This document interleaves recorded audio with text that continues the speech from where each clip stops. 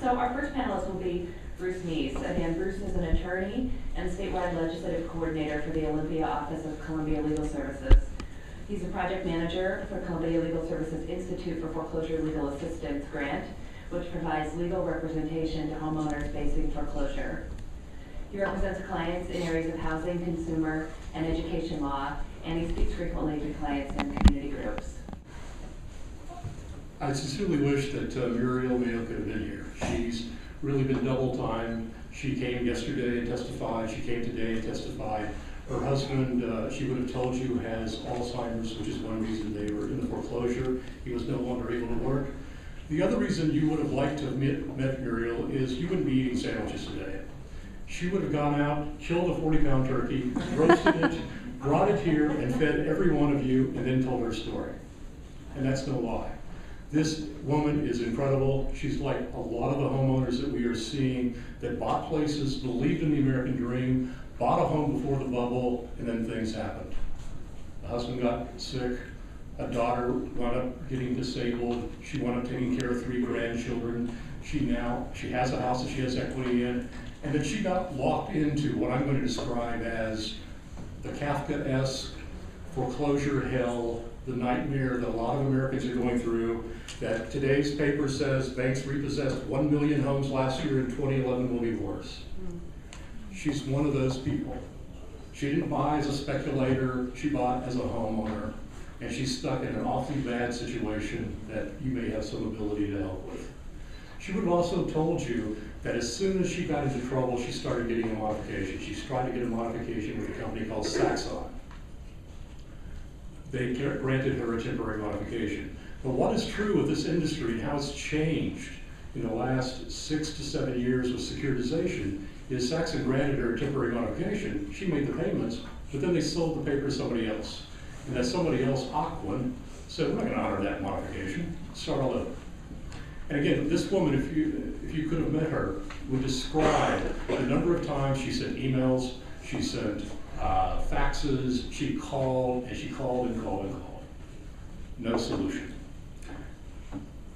On the same day that she gets an agreement indicating that her modification has been approved, she gets, I can't remember how many notices, 9 notices in the mail, 9 notices certified, all saying they've begun the foreclosure process and she's got a trustee sale scheduled in 90 days. She gets within about a couple weeks of the sale date and finds me. We get the sale postponed, and I start writing this mortgage company whose address appears on the paperwork, just as she's been doing. And every letter that's sent to the addresses, there's 2 or 3 addresses on the paperwork, everyone comes back address unknown, some Florida address. This is not a minor player in the business, this is a major player. And she would describe to you the number of times that she talks to different call people, different call centers, different people in different states. She never talks to the same person. And it's the same thing those of you that are legislators that had to run this past year heard from constituents. And that's what she would have told you. And then she would also have told you that she still doesn't know what her situation is. And she and her lawyer, who you might now question his competence, still really don't know whether or not she is out of the foreclosure. Clearly the sales continue, but we still don't have a permanent modification of her situation. Now I want to switch into my lawyer role and what I've been asked to do here, which is to somewhat describe why she's in that mess and what you can do about it. And why she's in that mess is, remember when the papers were coming out and talking about, there's 27 states have foreclosure moratoriums. And that was going on probably while you were all doorbelling, so you might not have seen the papers, you were busy with other things. But that was in the paper pretty much every day during the fall.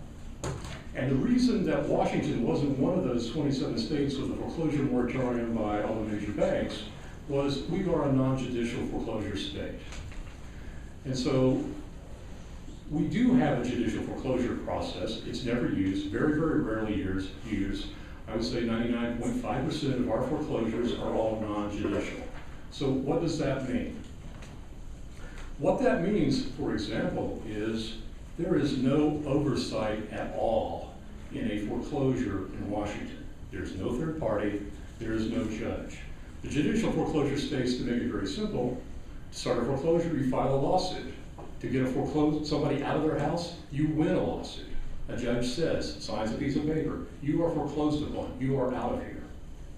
Washington is a non-judicial state, so we don't have that process. We don't have a third party overseeing, making sure that the lenders and the homeowners are working fairly to make sure something as important as losing your home is done correctly.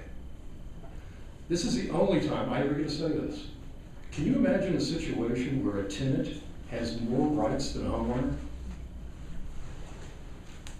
And if you know what I mean, it's simply this. If you're a tenant in Washington, as in any other state, if the landlord wants to evict you, you've got to go to court. The landlord files a lawsuit, you have an expedited process, a judge hears the case, a judge signs an eviction order or doesn't sign an eviction order.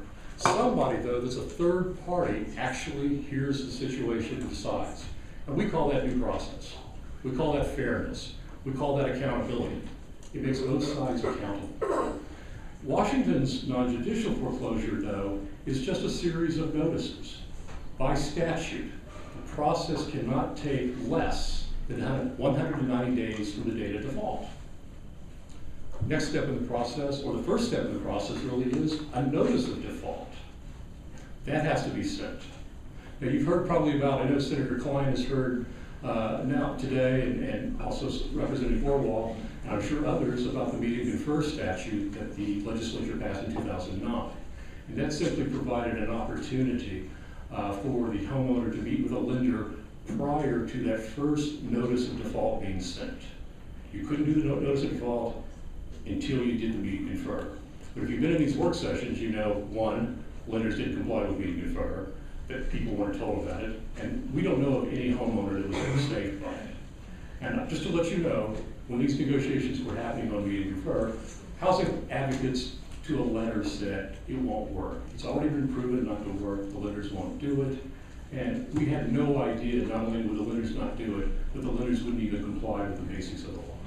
And that's the result of the Washington State Housing Finance Commission survey. You can read about it. Next step in the process. Homeowner gets what my client got? A notice of sale, a notice of trustee sale. And that happens 90 days prior to the sale. So she just gets another notice, another letter. Your house is going to be sold 90 days from now. Then what she can do? She can pay it off. She can file a lawsuit. And she can go and hire a lawyer when she's in a foreclosure situation, try to find somebody that will represent her, look through a series of papers that are about that thick, deal with a lender that won't answer phone calls, that won't respond to attorney letters, and then try to file a lawsuit stopping the foreclosure. And that's why the Washington non-judicial foreclosure state has created such an untenable situation for homeowners to get a fair shake and require accountability out of servicers and lenders. So with that, I'll turn it over to the other speakers. Thank you, Bruce.